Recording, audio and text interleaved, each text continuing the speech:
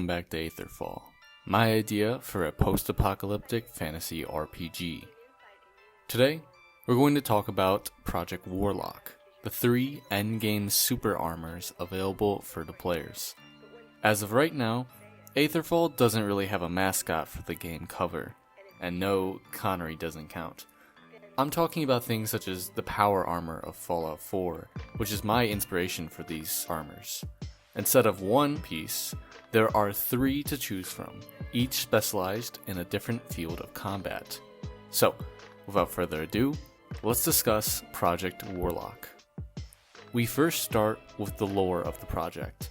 Before the Aetherian War, Zateria, the country Aetherfall takes place in, was in the midst of a massive cold war against Zugia, another supernation over the Western Sea. Both had been developing magical hyper beams, weapons capable of wiping out cities in mere minutes when fired. Knowing this, both sides frantically worked to find an alternative to the otherwise catastrophic usage of the beams. As tensions continued to rise, Zugia achieved success first with the invention of citywide magical bubbles, capable of dissipating the beams before they reached the surface. A crippling signal if Zugia ever planned to launch its full arsenal, Zateria would be powerless in defending itself, and ultimately destroyed. And so, the brightest minds in all of Zateria worked desperately to develop technology able to combat these shields. After months of research, the idea to create ultimate armor suits came about, capable of making small covert teams able to slip into Zugian cities, power down these shields, and eliminate any obstacles during the mission. This development became known as Project Warlock.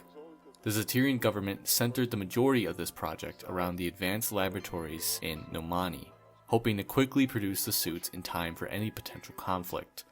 Unfortunately, the Aetherian Wars began, and only 3 suits were known to be produced, one of each combat type: melee, stealth, and range. The first of these 3 developed is the Aetherian armor, made to perfectly complement the skills of mages in ranged combat. Given the lack of magic pre-war, this armor supplements the user's own magical capabilities, increasing damage, max magic, and regen speeds. The main appeal to this armor is it allows the user to fly, gaining valuable vantage points to launch magic from a safe distance. There are some downsides, however, as the suit makes the wearer slightly slower, and having a reactor on the player's back means that it can be hit for major damage and prone to backstabs. Aesthetically, the suit takes heavy inspiration from the Iron Man suit. The second armor, the Ghost suit, is tailor-made for rogue characters who prefer not to be seen. It harnesses the user's magical energy in order to make the user completely invisible and silent while moving, which is the suit's main function. In my opinion, invisibility in both Fallout and Elder Scrolls games appeared to be more of a shrugged-off concept than it should be. The ability to be completely undetectable should be the pinnacle of any stealth build, and should rightfully be an extremely powerful but rare tool in the player's arsenal. As a bonus while wearing the suit, movement speed is increased while sneaking. The suit and its invisibility do not come without a few drawbacks, however. The Ghost suit drains energy from the player to power itself, taking both magic and stamina, and in extreme cases, health. The suit also provides very low armor and only slightly higher magic resistance, making it the most fragile out of the 3 super suits. Also, invisibility will not make the player completely immune to being detected, as we mentioned in the combat and stealth video. Things such as footsteps in snow, ripples in water, and movement of foliage can alert an enemy to your presence. The third and final suit is called the Godslayer. This armor is focused on providing the user the strength and endurance necessary to be a one-man army, perfect for warrior playthroughs.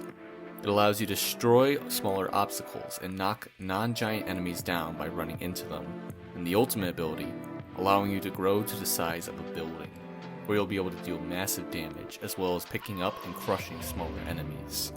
Obviously, this power can't be used in buildings, and you'll be much slower and noisier than normal, especially in giant mode. Once acquired, These suits can be combined with one another using high forging skills to create more balanced armors, though without the added benefits of the ultimate effects.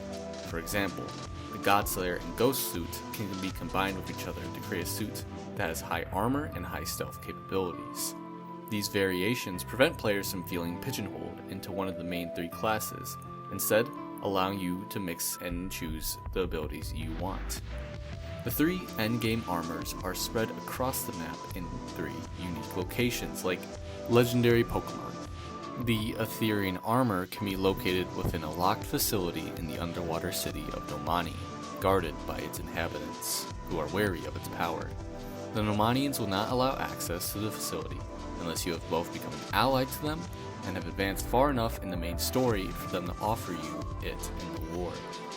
Once the Nomanians offer the suit to the player, they will mention that they believe two other suits exist, and offer clues as to where these powerful armors may be located. The Ghost suit is located on a desert island far from the mainland of Aldera. It will require you to sail far out, going to the very edge of this little island, where the ruins of a laboratory seem to be buried in the sand. Entering the ruins, you'll have to sneak past powerful security systems, as well as construct guards.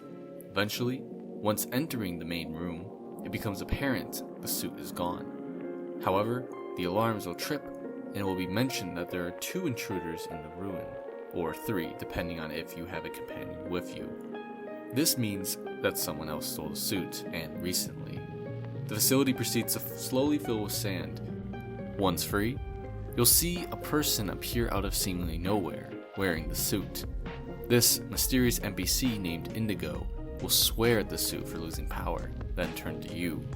They'll applaud you for making it so far, but will say that they're leaving with the suit and to not follow them.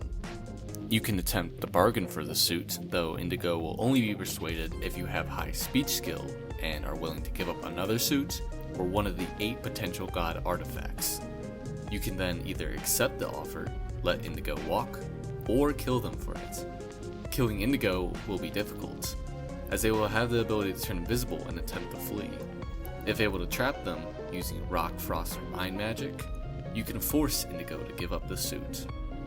Finally, the Godslayer is located in a laboratory underneath a volcano on the north side of Aldera. To prevent the player from acquiring the suit too early, the entrance will be covered in lava until the Nomanians mention the existence of other suits. Once they mention this, you can break through the now cooled lava and enter the facility, if you've acquired the proper code from a nearby town. Inside the volcano will be a legendary demonic Ungwai, which the player will need to defeat in order to obtain the suit. Alongside the Ungwai will be rogue constructs patrolling this buried facility as an extra threat. Upon leaving the facility, you'll come across a group of mercenaries who will demand you hand over the Godslayer. While you could give them the armor, and I don't know why anyone would, it gives you the perfect opportunity to try on the suit and obliterate them. That will do it for today's episode. So, which suit will you be using when playing Aetherfall? The Ghost suit, the Ethereal suit, or the Godslayer? Drop your pick below in the comments. As usual, leave a like if you enjoyed the video, as this greatly helps the channel, and subscribe if you want to see more of Aetherfall. Thank you so much everyone for watching. This has been Brian, and I hope to see you all for next time. Bye for now.